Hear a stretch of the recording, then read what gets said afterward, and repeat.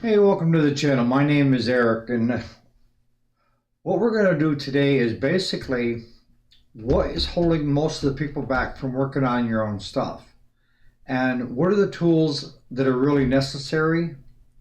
And we say tools don't make a mechanic makes the tools, right? And depending upon what you have, if you're a homeowner, do-it-yourselfer, and you're looking to try to save some money with some preventative maintenance and so forth, this is probably a good channel to watch. So what we're going to work on today is basic stuff that you can get started working on your own stuff without breaking the bank. So stay tuned.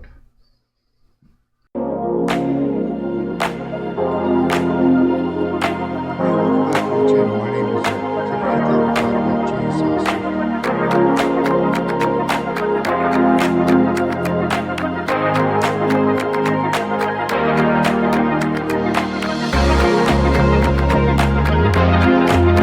All right, so welcome back. What the biggest thing I hear is I don't know enough about it, or I'm afraid to break it, or it's yourself holding you back, right?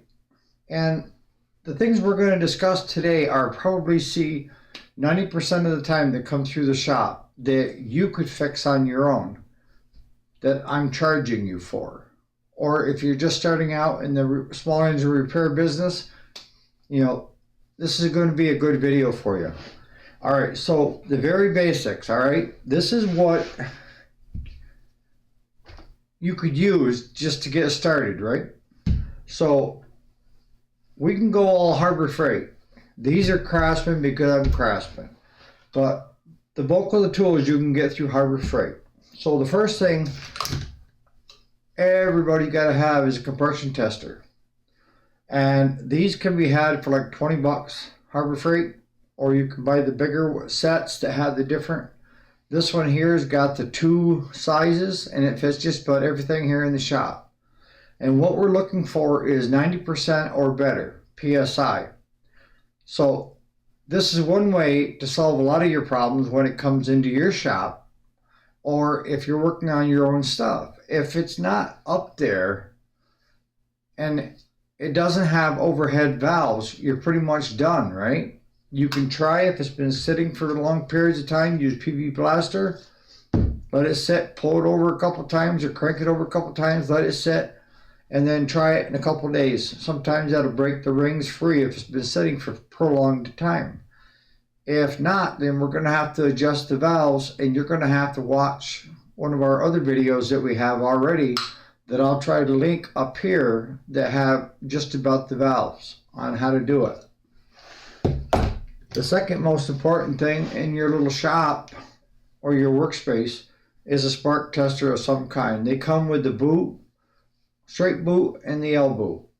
Now, I recommend that you get both. They're like $6 a piece, Harbor Freight, and it's going to tell you whether you're getting fire to that plug. It's not going to tell you if the plug is good. It's going to tell you that from the coil in, you're getting fire, and that you need to know. So you want to have a set of those. If you work on a lot of your own weed trimmers and stuff like that, a T27 Torque, and I got these on eBay. I think they were like $3 or $4 a piece. Handy as heck. Get a couple of them. You want some kind of a spark plug wrench. Now, if you buy a socket set, it comes with it, right? And that's if you buy the, what is it, 1/2 inch, 3/8. I've got a bigger set, but this is one thing that I can stress to you is that you don't have to have top of the line. And this is what I mean. That's my set for spark plugs, all right? And this was around 70 bucks. Scrounge up a few of these scrunches, that's what they call them, wrenches, for the different sizes.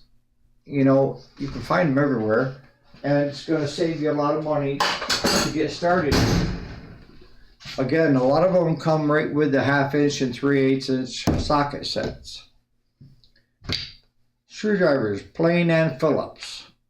You can buy a set of them for under 20 bucks and have everything you need in it. PB Blaster and carburetor cleaner. I don't care what brand you're going to use. Walmart is fine. PB Blaster we like because it's worked well for us, but you know, you don't need to get stable. You can get the Walmart brand, works just as good. And that's going to come in handy for cleaning the carburetors, you know, the orifices and stuff with the tips that come with it. All right. I recommend that you get a standard set of metric and SAE. And these cover just about every one that you would need. I know a lot of times I need two of the same size wrench. A lot of times you hit yard sales, auctions, and buy up, and even boxes of tools and stuff where you can mix match. It hasn't got to be all, you know, Snap-on, S&K, Craftsman. It can be whatever you want it to be. One tool works just as good as another. 1/4-inch drive. You're going to want metric and SAE. When you're working on small engines, you're going to find that this is your go-to box for all your needs. And you'll find you'll use these a lot. So, I mean, again, both of these sets were Harbor Freight. And it won't break the bank. And then I also recommend that you get a decent pair of gloves. You know, when you start working on stuff, you're going to get bruises and everything else. And the only thing I don't have here that I would also recommend, if you don't have, you know, if you have fair skin and stuff that's very sensitive, get the disposable gloves that you can just slide on to work with gas, diesel, what have you. When you're done, you take them off and throw them in the garbage. All right, so what are the biggest, most common things that I see in the shop when it comes to small engine repair, whether it's chainsaws, weed eaters, generators, lawnmowers? The biggest issue that I'm seeing is fuel. And that is, you know, these machines that are out there today, the newer ones, are made to run on the ethanol, right? But they're not made to keep the ethanol from separating in the tank. So when you let that sit, the ethanol goes to the bottom and stays there. And where do you draw most of your fuel from? The bottom, right? So that ends up causing an issue. Now, what I recommend is PRI-G. You don't need to get it in this size. This is a big shop size, all right? You can get it in the smaller ones on Amazon. And this here so far has helped not only keep the ethanol from separating and drawing moisture, but it helps burn it, okay? So that would be a handy thing to have, and mix all your gas with this additive. We've tried the other ones. I'm not going to name them, but we just haven't had very good luck at them doing what they're supposed to do. So the biggest thing that we see as a big issue is water in the fuel, okay? And these engines weren't made to run on water. And the areas that you see the most, now like on this style carburetor here, you have a screw that you can take out to drain out this carburetor without tearing it apart. And a lot of times the water will sit in there, right? So if you open that up, it'll drain out and then tighten it back up. The better plan of attack is to put this right inside between your tank and the engine. And when you're getting ready to stop using it, just take and shut this off and let the engine run dry so that there's no gas, fuel in the carburetor itself. Because that's where it gets you, right? So having those. Now, on these, I suggest that you just take and you can find these junk lawnmowers and stuff everywhere, and then just learn how to take them apart and see how they work. See, like on most carburetors, let me get this out. You're going to have a bowl, which is this. You're going to have a float, and then you have a needle and seat that are up in here. And when this goes down, it takes and allows the fuel into the system, right? And as it gets fuller in there, the float goes up and it shuts itself off. Well, what ends up happening a lot of times is that needle in the seat, you get gunk on it. Or you get carburetor where it's all gunked right up like a gel in there, and that's from your ethanol fuel. And simply just cleaning that up a lot of times will fix your problem. The other problem we see with carburetors all the time that come in that will not run, they'll run on carb cleaner but they won't run after that, is you have fuel shutoff. This is a fuel solenoid, and this is the other style. And what they do is they screw into your carburetor and they have a plunger on them. And what ends up happening is if you don't have a fuel shutoff and you got fuel sitting in that machine, usually if you parked it for the fall and then you go out in the spring and you can't get that sucker going, this is usually your culprit. When you turn the key on, this comes down and allows fuel in. And what ends up happening is it becomes so gunked that it can't operate the way it should. So it's not allowing fuel to come in, even though the key switch is saying it's okay. So sometimes taking this out and spraying it with carb cleaner and just keep working it and then putting it back in will solve your problem. With here, what we tend to do is we take them right out anyways, because I want to clean them. It's part of a service in the spring.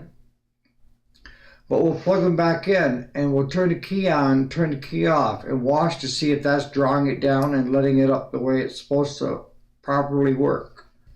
The other thing that we see a lot is your primer bulbs. And a lot of times where we see it is either on your snowblower or this is for your chainsaw. Chainsaw and weed eater is the primer bulb gets hard and brittle, right? And it'll crack, and if it cracks, it gets air in it, you're not going to get that sucker to run, right? So just simply taking out these 4 screws, you can just buy another primer bulb and set it in. This is something that you can do very easily with just a Phillips screwdriver and pop it on, pop it off, and then put your new primer bulb on, off you're going. So that kind of brings me back to the beginning, right? And that is for a lot of you guys that are do-it-yourselfers or people that are interested in getting into small engine repair and you're worried that you can't do it, anybody can do this. The biggest thing that you need when you come, if you want to come work for me, is your willingness to learn. And tearing something apart, understanding what it's doing and why it's doing it is very important. And you're going to find that it's, whether it's on a lawnmower, snowblower, chainsaw, weed eater, it's kind of transcends down through, right? Fuel is probably your biggest issue. And that is, do you have the premium gas or do you just buy the regular ethanol fuel? And if you're buying the ethanol fuel, why not mix it up with PRI-G in a 5-gallon can to start with, and then that kind of will solve a lot of your problems. Now, when it comes to if you have a shop or you're doing stuff for friends and family and this and that, and they aren't using that, good chances are that fuel is separated. And what ethanol does is, if it's allowed to sit under normal circumstances, it will draw moisture, which ends up being water, right? So now you got a layer of water, ethanol, and then gas. And your machines are not going to run on water and pure ethanol.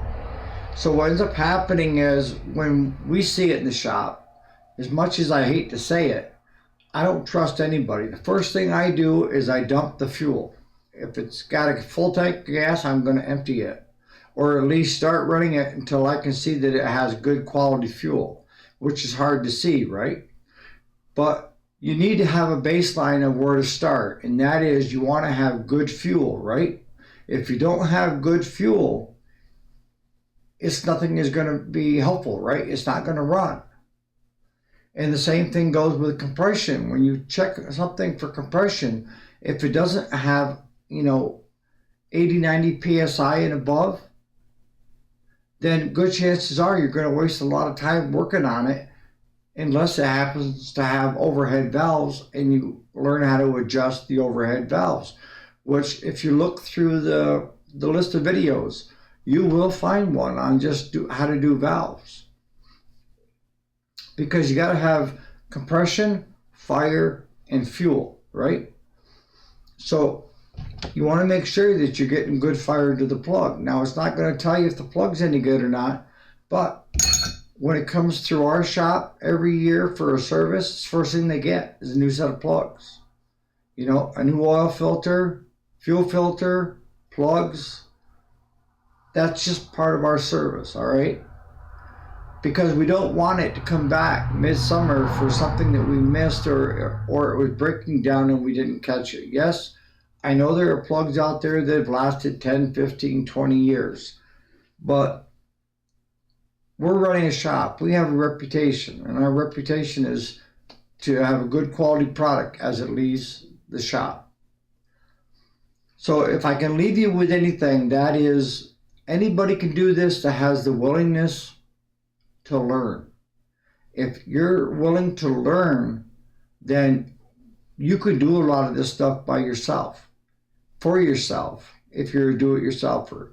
If you're looking at retirement years and starting a small engine repair business, it doesn't take a lot of tools. You can gain stuff as you go, if you know what I mean.